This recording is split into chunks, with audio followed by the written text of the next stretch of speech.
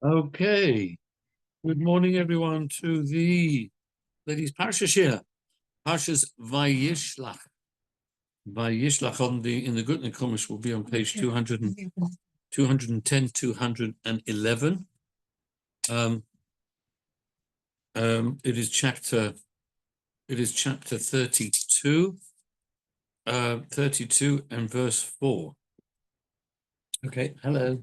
Good morning. Good morning. So, yes, we're just saying we're on page 210, 211. Vayishlach, this is quite a pretty heavy, this is where these sort of great dramatic moments come. Gracious is very dramatic. Yes, it's true. The whole it's true actually. There are so many dramatic moments in Bereshis. But here is, we say, a truly dramatic. A truly dramatic, because this is it's the meeting of Yaakov and Esav after being 20 years apart. Okay, and as we had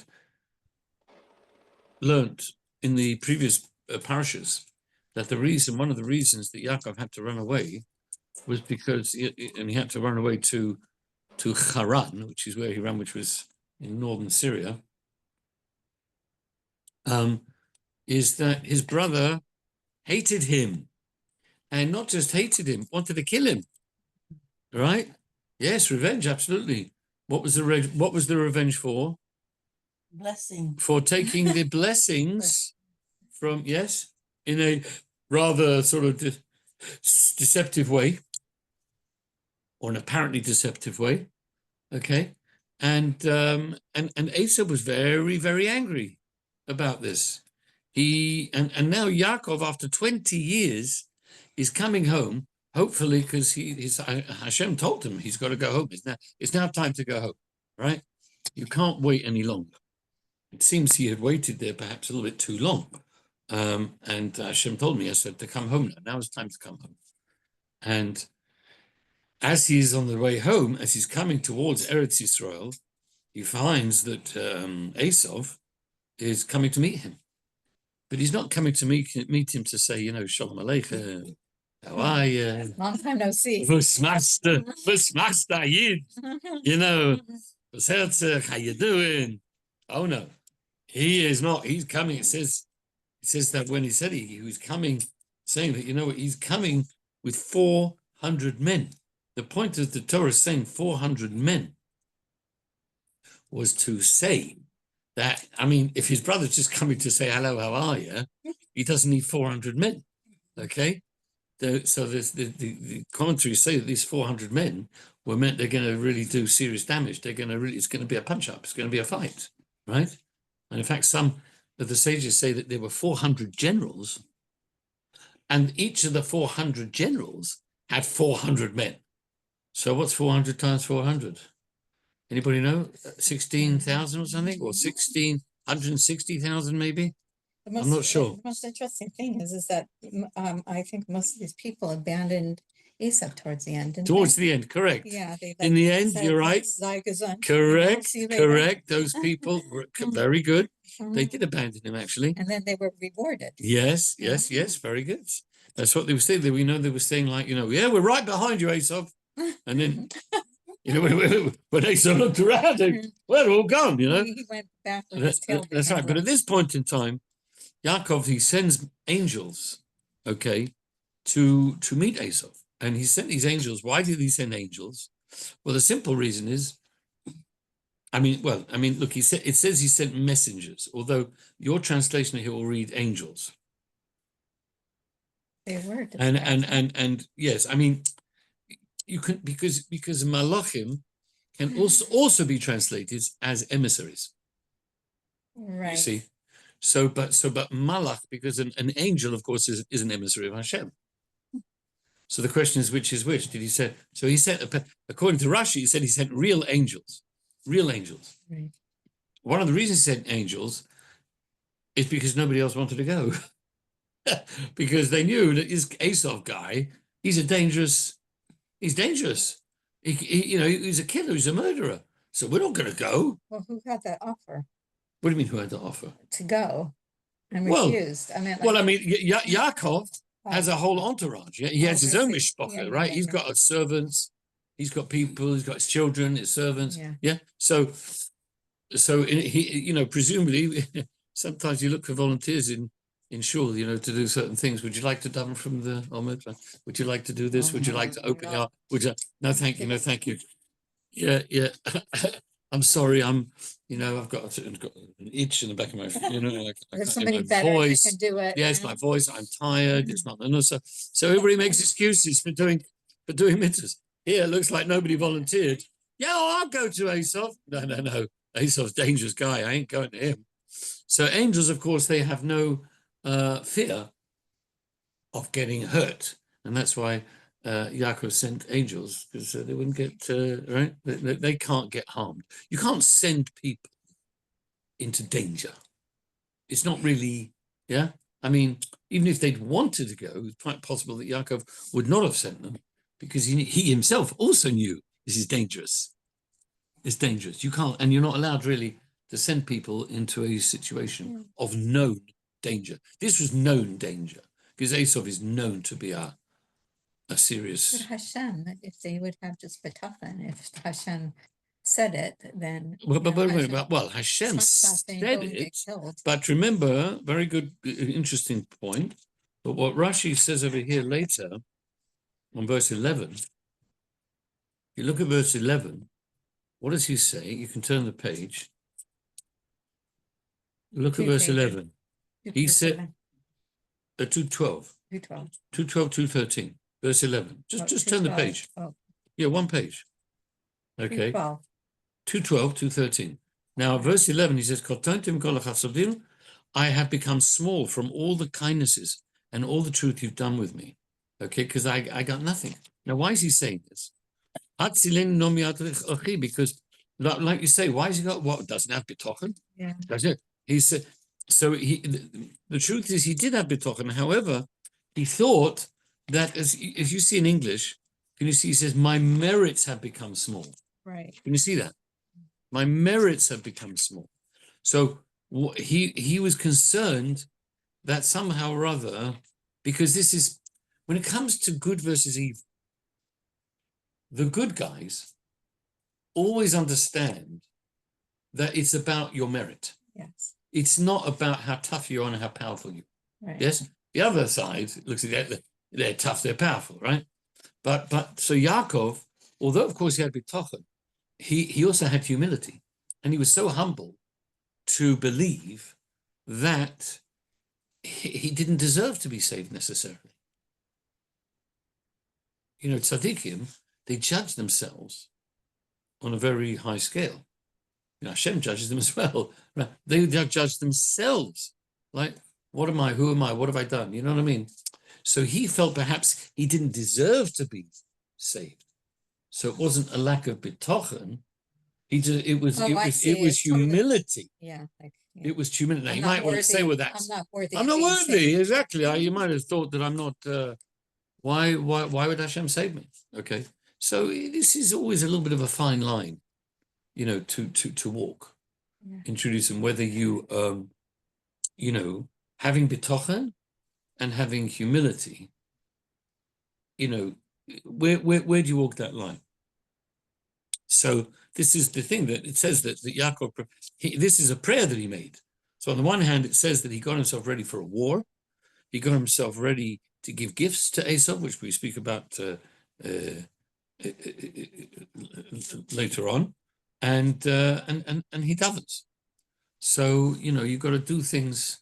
You can't just daven. You have to do something also in the realm of nature as well, which he, yeah. Now,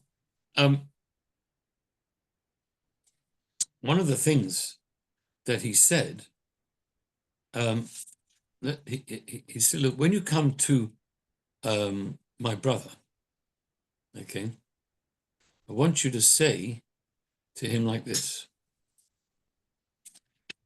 1 second. Bring your gifts. Yes, I'm just trying to find exactly where he says it. Here, actually, so turn back the page. right? To verse 5. And he commanded them, saying, Kosa Maladini, this is what you say to my master Esau. And that already is interesting. He called him his master. Okay. Because he's older?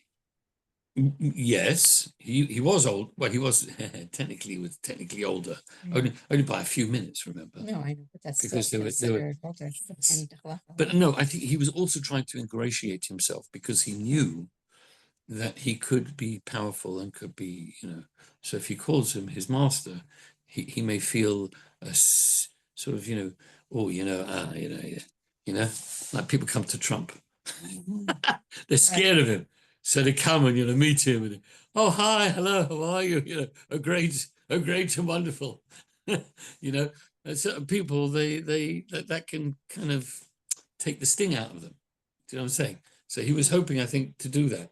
Wasn't necessarily considered a good idea because he was actually said, he was criticized for it. The rabbis do say there's an oblique criticism for Yaakov. He didn't say it once, by the way. He said it numerous times.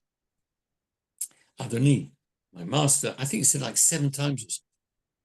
Okay, and there's something there about 7 because there were certain kings that ruled in the land of Israel at a certain time, and these kings who were non-Jewish kings, it was something, I believe, the 7 times that he said, my sir. He referred to himself as my servant, but of course, Yitzchak had given him a blessing that he would be the master. That Yitzchak gave Yaakov the bracha. I mean, he thought it was Esau. He says, your brother will serve you, right? So really, but he got Yaakov got that bracha. So really, Esau should be serving Yaakov, and here Yaakov was trying to turn it around. It's interesting that the bracha would be considered a kosher bracha because it wasn't, his intention was totally different than what happened. You know what I mean? His whole kavanah was he is blessing his firstborn. Yeah. He's blessing Esau. But it ended up he had blessed. Yeah, exactly. But his intentions. That's what I'm saying. But it didn't really matter. Oh, I see. Because whatever happened. Yeah, I mean, everything was. I mean, in the end, eventually he did give a bracha to Esau as well. He did give a bracha to him in the end. It wasn't a bad bracha either. It wasn't a terrible bracha. Oh. Well, at first he said, "No, I cannot give you a bracha. I gave it to him already." Oh, I see. So he did recognize that. He did realize that there was that there had been a bit of a subterfuge there, and he did give him bracha. He did give give Esau a bracha. Okay, and or perhaps not as glorious as the one given to Yaakov, but he did get something. He didn't. He got the bronze medal. Yeah. You know what I mean? Or the silver medal. He didn't get the gold, but he got the silver. Let's call it the silver. He got the silver, and So, but now let's just have a little look at this. Let's look a little bit deeper into this. If you look at verse 6, Vov, it says, Vayhi li shor b'chamor. He says first of all, he says to him, Im Lovon garti, I've been with Lovon, vo'echar adato. And I have been there for a long time, till now. Okay, some say that the idea, Im Lovon garti, why garti? You could say yashavti, I was dwelled there. The word garti means live. To live. Yeah, it lives, but it's sort of like you could say it's a sojourner. You're like a stranger. If you're somewhere for 20 years, you're hardly a stranger. Yeah, like a ger. Yeah. Exactly. So that's the question. Well, you really should have said something like yashavti, or I've been there till now. I've been hayiti. Garti, the rabbis say, if you look at the word garti, is the language Taryag, which Taryag means is the 613 commandments. Taryag, Tov, is the gematria. Tov is 400, Resh is 200, Yud is 10, and Gimel is 3, so 613. So what he was saying to Esau was, look, I have been in Lavan's house, but you should know I kept all the 613 commandments. Don't think So I'm still on a pretty high spiritual level. Don't try and start up with me. Don't mess with me. Okay. And then he starts saying, "Vayili shor v'chamor v'tzoin." He says, "I have oxes and chamors and donkeys and sheep and eved and shvachos and servants and maidservants." Right? I've sent you a nice little present to find favor in your eyes. Now, this is very interesting here. If we look at this statement that he says he had oxes and chamors and donkeys, etc. I wonder if I can share with you. We're going to go back into last week's Parsha. Okay.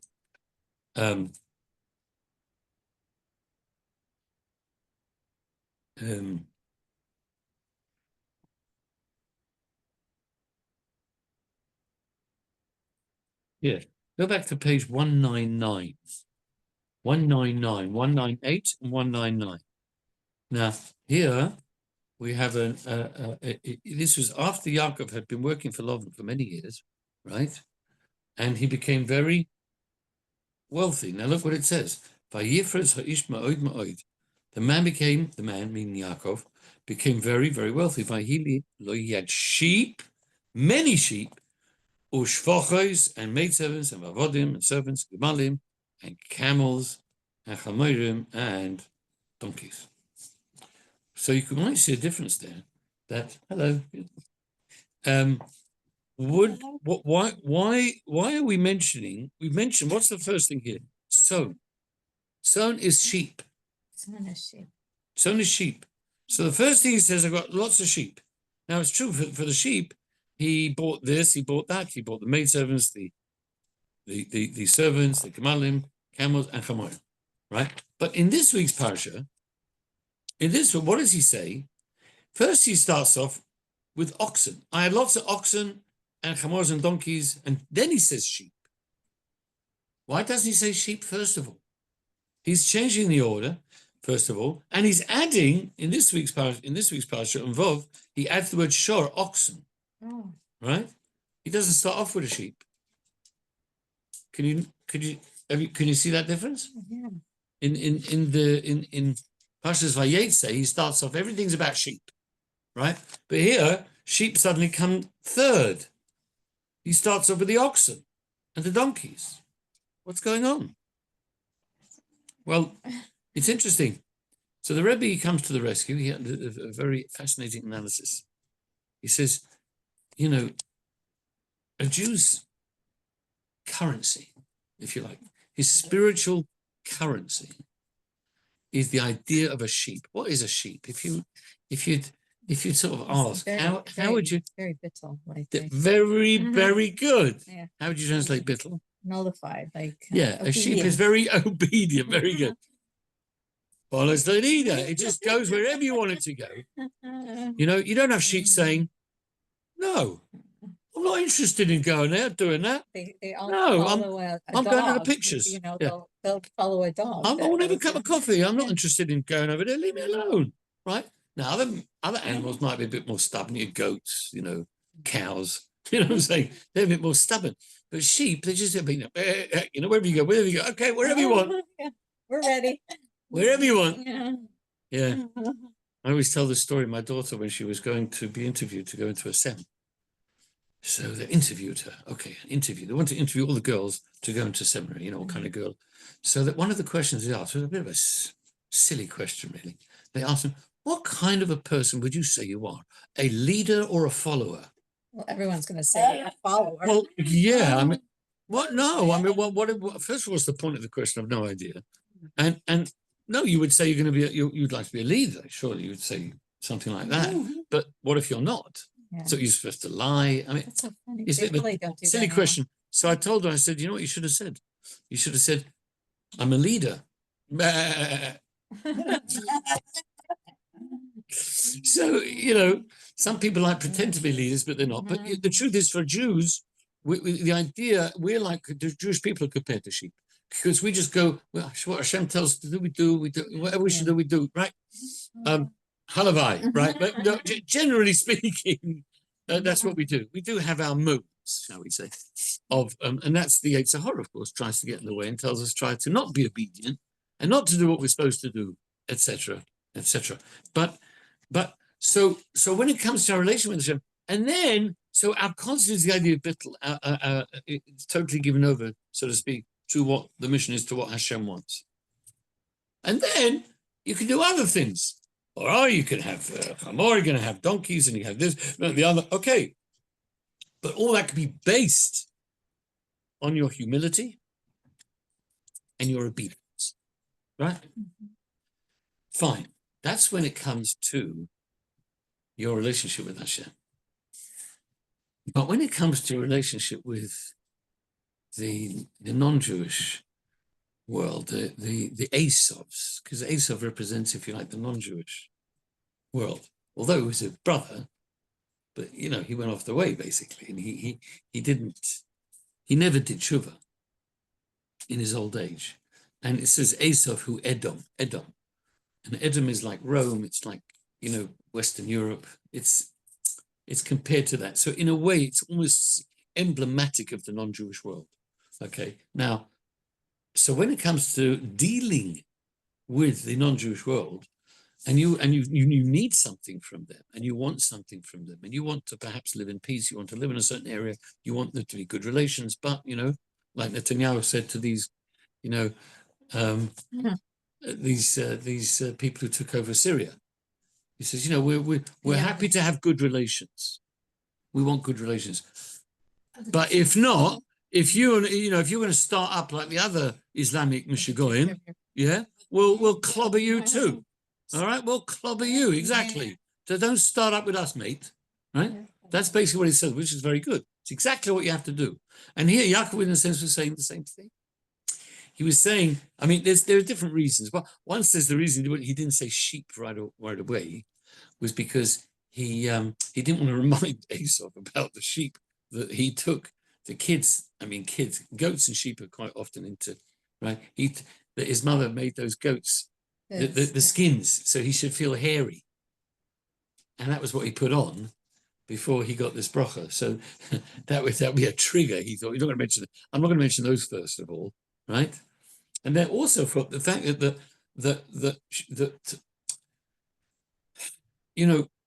Yaakov, what was Yaakov? He was a shepherd. A shepherd. He's going from place to place with all the cattle and all the sheep, right? So what are oxen for? What do you really use oxen for? Strength. What do they do actually in order at large? They schlep. Okay. What else? They do something also very important. If you're farming, plowing. It's the ox, the plow. They use that, right? So when you're a farmer, oxes.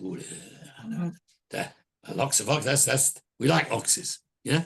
But see, Yaakov didn't even need oxes. He didn't. He had them, but he didn't really need them because he wasn't really farming. Esau, he was a man of the earth. He was a man of the land. He was a farmer. So the first thing he mentioned, Yaakov, I've got lots of oxen. You got oxen? No, I respect you. I look up to you because oxen is my kind of animal, And then on a deeper spiritual level, of course. An ox represents strength and power. And it's like Yaakov was saying to him, he didn't want to start off with sheep. Hi, I've got lots of sheep. Oh, yeah? Really? What, you're full of little self-nullification? Lovely. A round of applause. That's not something that Esau would look up to or respect. The fact that you are obedient to Hashem and you are nice and you are just a sweet little sheep that goes wherever you want. It's just not his scene. So therefore Yaakov, in a very good diplomatic way, said, look, I've got oxen. Okay. In other words, don't start up with me. I know what it means to be tough. You think you're a tough guy? I can also be a tough guy. I'm happy to be friends. I'm happy to be. We can have good relationships. That's fine. But you just don't start up with me. In fact, there are some who say that the second part, the fact that he was saying, I've sent gifts to the I want to find favor in your eyes. In other words, he said, I want to seek peace with you. So interesting how what goes on in the Parsha goes on in the world as well. Yeah, it's exactly, Yaakov is, you got new guys in Syria, and the Jews coming along and saying, let's have good relations, but don't start up with me. It's almost mirroring here, on a very deep, beautiful level.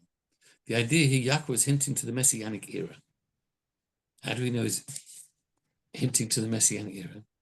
Because he mentioned the Chamor. And he mentioned and a Chamor. It's in the singular, first of all. It doesn't say in the plural. Okay. So some say this refers to the Chamor, the Melech HaMashiach. That it says that when Mashiach comes, Mashiach is to be riding on a donkey. Yeah? So he was hinting. You know what he was hinting? Hasidic philosophy says that Yaakov was hinting to him. He said, you know what? This is a very good time for the Mashiach to come. It's a very auspicious time. I've done all that I can do. I have worked, I have refined all the sparks in Lovin's house, the crook, that mafia boss over there up in Haran. I've taken all, I've amassed wealth, I've brought back the sparks, I've elevated, I've worked on myself, I've raised a family, I've got 12 kids. It's all hunky-dory, and I am ready to meet Mashiach because I've worked on myself done, right? So he was like laying down the gauntlet. What about you, my brother? Where are you holding? Have you elevated yourself? Are you ready to meet Mashiach as well? It sounds like he was talking on deaf ears, right? Because as we just said before, when the angels came back, at that point, he was still coming with the 400 men, and he was not out for a love fest. He was not out for a peace and love reunion. No, he was out for a big punch up. Okay, at that point. Okay, now Baruch Hashem, it seems,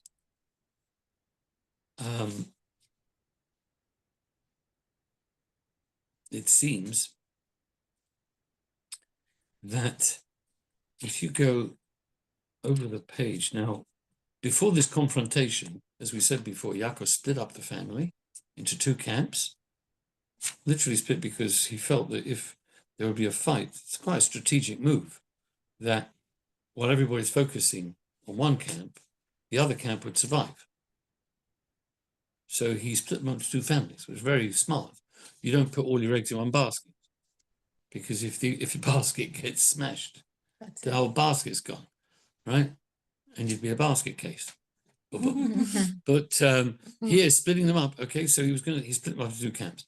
And then also it seems that now something very interesting happens. If you look,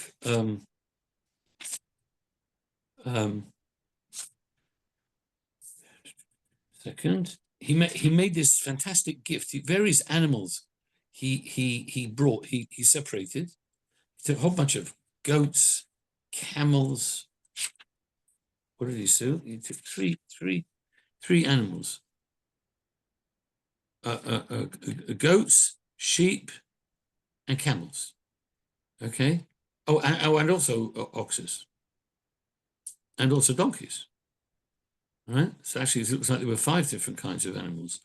And he put these animals in a whole procession. A procession, and it was like there was 3 kinds of parts to this procession, right? And the idea was that you're going to have one set of animals coming. Then there's going to be a gap. Yes, I don't know exactly how far the gap would be, but there'll be a gap. Then another set of animals, okay? Then another gap, okay? And then another set of animals. Now, what does that do? What do you think that would do? What is the point of splitting them up, all these animals, into 3 layers, if you like? Saves his family.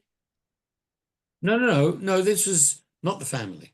No, he split his family into 2. That was like a separate, before the meeting, before the confrontation. Yes, but here the animals, the gift that he was sending, he sent in 3 waves. Yes, what were you going to say, Mr. Stefan?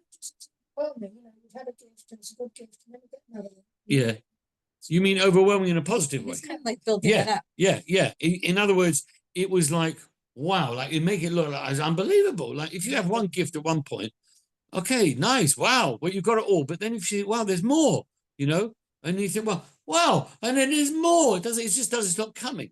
Yes, especially in a geographical, when there's a geographical distance, in a sense, it emphasizes Yaakov was just a genius, and he understood humanity. I mean, he understood so much. The laws, the laws of eugenics, of how to have sheep that will have certain colorings. It was in last week, etc. How he was able to use the rods and the sticks in order to have sheep. How to get many sheep. He was an absolute genius, right? So here he was a genius. He understood exactly how Esau thinks. Esau was blown away, as they say, with this kind of reward. Okay, so it comes in, and as he's coming, he before he actually meets him, it says like this. If you look on verse 23 at the bottom of page 214, 215.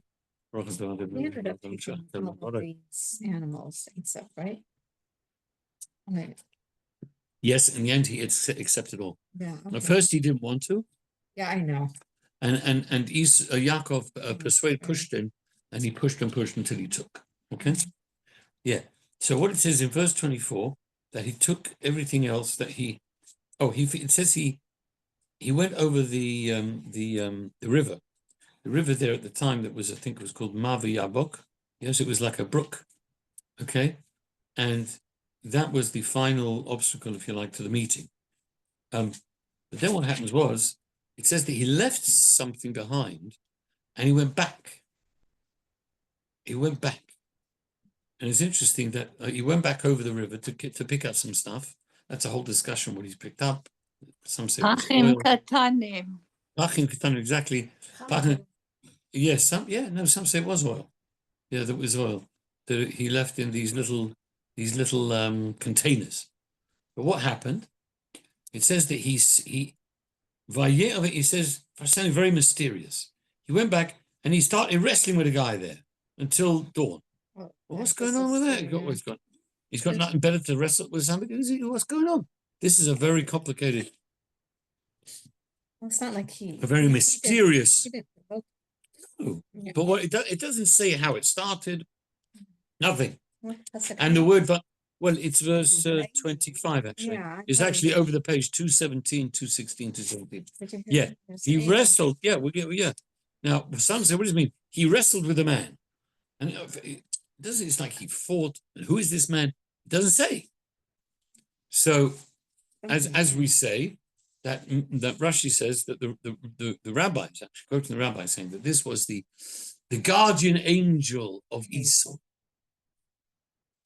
Some say it was the God, and he was wrestling with him as if to say, I'm not gonna be under your thumb, okay? And and of course this angel, if you look at the next verse, is Vayarki lo yocholoi. He saw that this angel could not do anything to him. So the only thing he finally did to try to injure him, he touched his thigh, his hip, and he put out dislocated the thigh.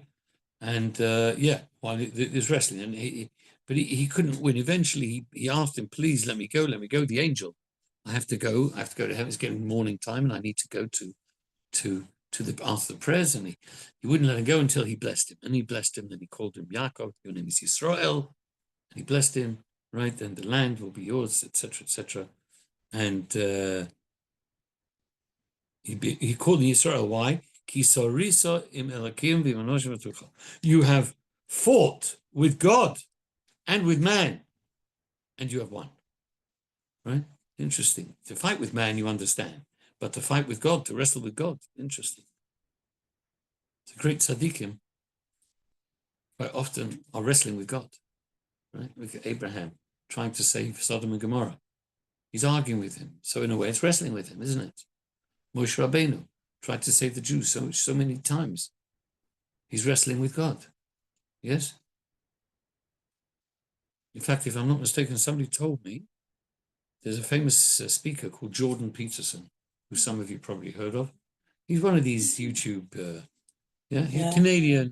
Canadian psychiatrist, professor at university, very bright, wrote some books, and apparently he's written a book called Wrestling with God. Oh, Yeah, and based on this, of course. So there is also another beautiful interpretation I want to share with you. We know that what happened in the end was a happy ending, that Esav actually met him and was very peaceful and very happy to see him. And the question is, why is that? What happened? Why did things change? Okay, we could say, well, the way the message was very, he was very obsequious to him and he was trying to be flattering to him and he gave this great gift. But so there's a beautiful, deeper interpretation here. And for that, we have to go back a little bit. Again, we sometimes, in order to understand what's going on at the present, you have to understand what happened in the past. So if you go back to the end of the Parsha in Holdos, I'm going to give you the page number, page 176, 177 in your Gutnick. It'll be chapter 27, chapter 27, verses 44 and 45. Now, if you remember, let's go back one verse, 43, that Rivka, she hears that Esav, by Ruach HaKodesh, by prophecy, she hears that Esav wants to kill Yaakov because he's so jealous and so angry that he got the blessings. So she says, you must listen to me. Kum barach lecha. You got to run off to Lovan. You got Uncle Lovan. It's the only family that we know around, and you got to hang out there. Maybe you'll find a shidduch. You'll get married. Okay. So what does she say? You will dwell there certain years or certain days. I mean, this is interesting. Yomim sometimes means years. Yeah. Doesn't mean day. I mean, modern Doesn't Hebrew mean means days, days, yeah. but they work out where Yom can mean years. Yes. And Achadim means few. So a few years. That's already a little bit unsure exactly what that meant. Now here's the interesting thing. Until the anger of your brother is assuaged. Toshuv, until it calms down. Right? Until it calms down. Now, is that clear? Yeah. It's clear, isn't it? All right? But then we have the next verse. What does it say? Until your brother's anger has gone from you. So what? First of all, isn't that a bit repetitive? Because we've just said, until your brother's anger against you, has gone. And now we're saying what this is repeating it. Until the anger of your brother has gone mimcha from you. But you just said that. You just say it in different words. Because it wasn't sustainable. We don't we don't have a concept of repetition in the Torah. There's no just gratuitous repetition. There's got to be a purpose. Sorry, what were you saying? Because it didn't last, What didn't last? He wasn't. I mean, the thrill of seeing the brothers together. I mean, that Yosef remained his nasty self. Yeah, but the point, okay, but what she is telling him, until his anger calms down, Right. She's giving him what's going to be in the future. Right. So we don't know yet. At some point, hopefully, it'll calm down, right? But the point is, she seems to be repeating herself here. Do you understand? Yeah. From the end of verse 44 to the beginning of verse 45, this seems a repetition, right? But here there's a beautiful interpretation here from a certain Rabbi, a Hasidic Rabbi. I'm not really sure who it is. I can't remember who it is. But he says that, you know what? There was another problem. There was anger of Esav, pure, raw jealousy, anger, hatred from Esav towards Yaakov. And he wanted to kill him, right? I mean, that says in black and white. But the Rebbe said, you know what? There was also a certain upset, shall we say, that Yaakov had towards his brother. Because remember, he's his brother, it's his twin brother. He must have felt embarrassed about it. Right? Here's my twin brother. Who was he? He's a thug. He's a bum. He does adultery, he does idolatry, he kills people. He's horrible. And he must have been very irritated by the fact that that was his brother. And he didn't like that. He didn't like that. So this Rabbi said that, you know what? This second verse is not talking about Esau. It's actually talking about Yaakov. Look how it reads. Ad shuv, until, calms down, af achicha, the anger of your brother, mimcha, from you. Until your anger about your brother has gone. as I turn around. It's turned around. Of the first part is talking about Esau. That's a simple. Until your brother calms down, he's angry, wants to kill you. Okay, I get fine. The second one, says this Rebbe, it's not repetition. It's talking about Yaakov calming down from his negative attitude towards Esau. Like, I mean, in other words, because Yitzhak, for example, the father, we were saying he loved Esau, even though he must have known he was a bit of a naughty boy. He was, exactly. He must have known he was a rogue. But as somebody once said, he never gave up on him. That's why I want to give him the brachas. He wanted to give him brachas because, he didn't give up, and he thought, if I give him the brachas, he'll turn into a mensch. He always hoped he would become the mensch. He never gave up on him. And in a way, his mother was trying to say, you have to have this attitude as well. Yeah, it's interesting, though, how she said to Yaakov, and he forgets what you did to him. Yes. Because if you think about it, he was set up for it. Of course. He was just being bittle to his mother. He did it because of her, exactly. Yeah. It also says, doesn't it, that water affects the face. So if Yaakov had a nice thing to him, he's got more chance of hitting. Exactly. Very good point. That's the whole point. And that is why, when we come back now to our Sedra, okay, when we see that he was wrestling with this Ish, who is the Ish? Yaakov is also called Ish. By Yifrotz HaIsh. We said with himself. Yes. The Ish is Yaakov himself. He was wrestling with himself. He realized that he's going to meet now Esau after 20 years, and it looks like nothing's changed. He's the same Esau. I'm the same nice guy. He's the same bad guy. How in the world are we going to... Yeah, 216, 217, exactly. How is it? This is crazy. This is insane. Nothing's changed.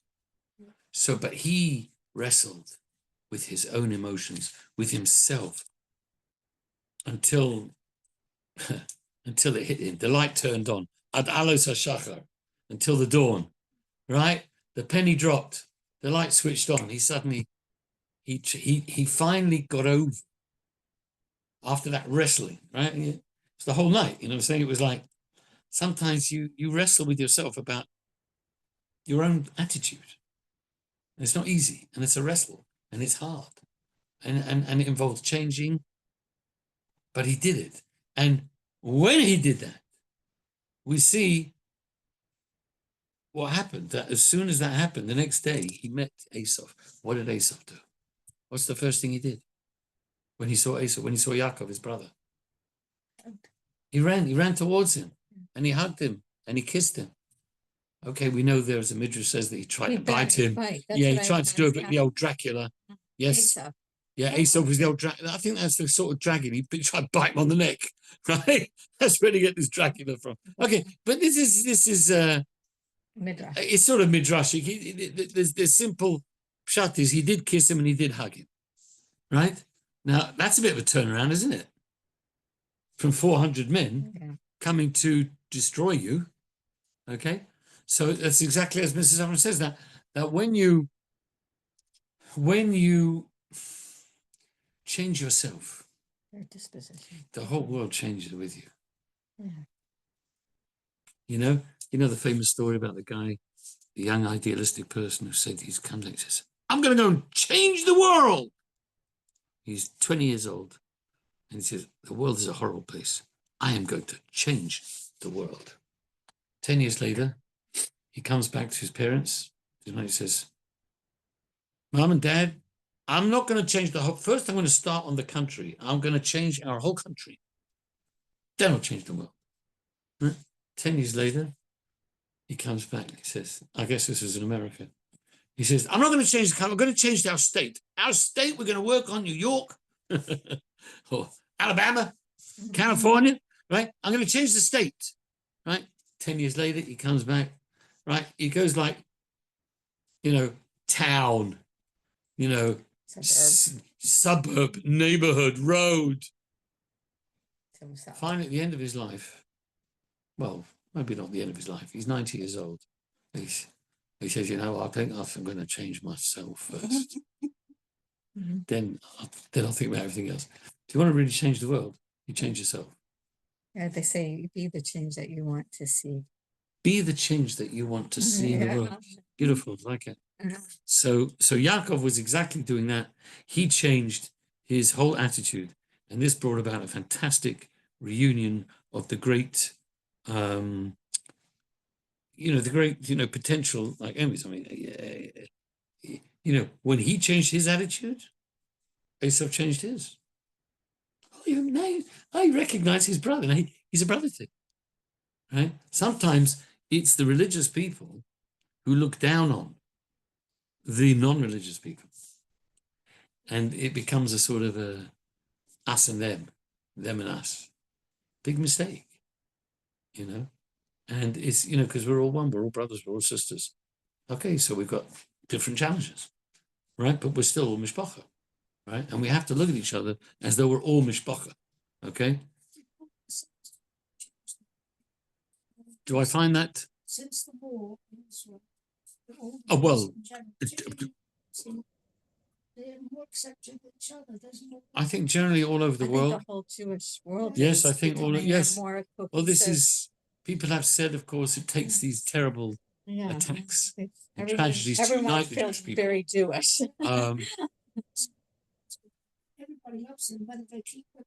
Oh, you're talking about Rabbi Grossman from, yes, of course. Well, this is it. If you and of course it's a mirror, like you say. And this is why, by the way, it's interesting in Israel, where there unfortunately has been traditionally quite a lot of antipathy towards religious people.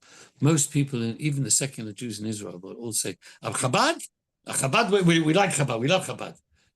I'm not religious. I know religious, but Chabad, I love Chabad, right? Well, why do they love Chabad? Well, they're also Haredim. Very simple, because Chabad, the Rebbe taught us that we love everybody, and as you rightly pointed out, you're like a mirror. If you love people, people will love you back. If you smile at someone, they'll smile back. If you growl at them, they'll growl back at you. A taxi driver in Israel said to me, Daddy, I said Chabad. To say that. Yeah. Dati Chabad, yeah.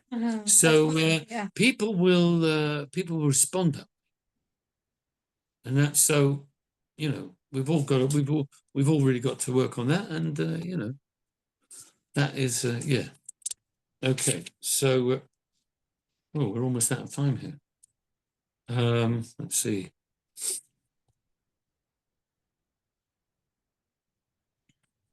Yes. Any questions at this point? Is it all clear? It's very quiet online. Are you all listening carefully? Yes, Denise, there's not a single question you have on all this. I had something to say. Oh, please do. When you said about some special rabbis or people who struggle with fighting against Hashem, it made me think of when there's some stories about Rabbonim in the past who've had people brought them, they got called to the bedside of someone who was kind of dead, and they were davening all night and they came alive again. Okay. Right. I thought you were going to mention another story in the Talmud, a beautiful story about one of the great rabbis called Rabbi Eliezer ben Hurkanus. And he was one of the great geniuses of the Talmud. And there's a famous story in the Talmud where there was a dispute about a certain oven. Okay, now they were discussing whether certain ovens had the ability to become ritually impure. Okay, Tomei and Tumah and Tara, right? It's all to do with ritual impurity. It's quite a technical thing. I can't really get into the details, but there was always discussions about which vessels could become pure and which not. And a certain oven, this rabbi, he was on it was like on his own, and he said that this oven was there was not a problem with purity there. It was pure. I believe he said that. And the rabbi said, no, it was impure. Or the other way around. But it doesn't really matter. But just take that he was in a minority. Now, but he was a bit, this rabbi was such a great rabbi. He felt that he was actually right. And he had this whole debate with the rabbis. And the rabbis were saying, no, we don't hold that it was right. We have different reasoning, different logic, whatever. And he said, look, and he started doing miracles on the spot. He said, look, if I'm right, let the walls of the study hall start to cave in. And they started to cave in. So they said, well, we're not interested.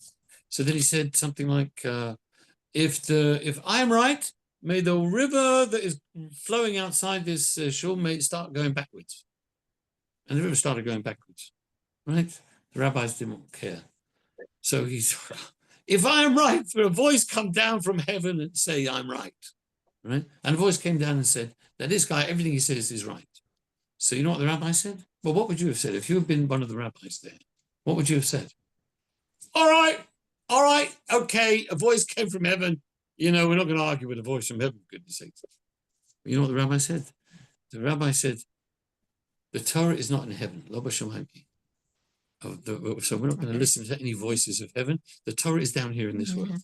And we have to judge the Torah. We have to interpret the Torah as, with our own minds, with our own understanding. That's how the Torah works. So don't start throwing miracle voices at us from Shammai. That was pretty bold. Now, what is the really interesting thing? The end of that story says that Hashem at that point let out a laughter, and a verse, and he said, it says, but nitzchuni bonai nitzchuni, my children have beaten me. They've beaten me, and Hashem laughed. So that's an amazing thing. In other words, you could think Hashem's very angry. Well, I made all these miracles to show Rabbi Eliezer's right. Yes? And they just trampled over it. They just said, I'm not ignoring. But no, in other words, Hashem respected the fact that they actually made a decision based on the principles, the true principles. That the Torah is not. You can't rely on voices from heaven. Yes? So that itself is a part of the Torah. So Hashem was happy that they had beaten him. Do you understand? Because it's the idea of wrestling with God and winning. And God even saying, wow, that's great, you beat me. Sometimes, when people fight, even there's a lot of what's the word? There was a famous boxing match just recently. I'm sorry, I'm going to mention it because it helps this understand this point. There was a famous boxing match just recently.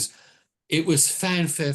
It was Mike Tyson, who was the world famous guy of old, but he's old. He's 60 years old now, and there was fighting against another guy, a much younger guy called Jake somebody, I can't remember, but he was like an internet sensation. And this was, who's going to win? Who's going to win? Mike's 60, but the other guy's younger, but he doesn't really know how to box, blah, blah, blah, blah. And it was built up for many, many months. Finally, 2 weeks ago, they had the fight, or 3 weeks ago, whatever it was. And Mike Tyson lost.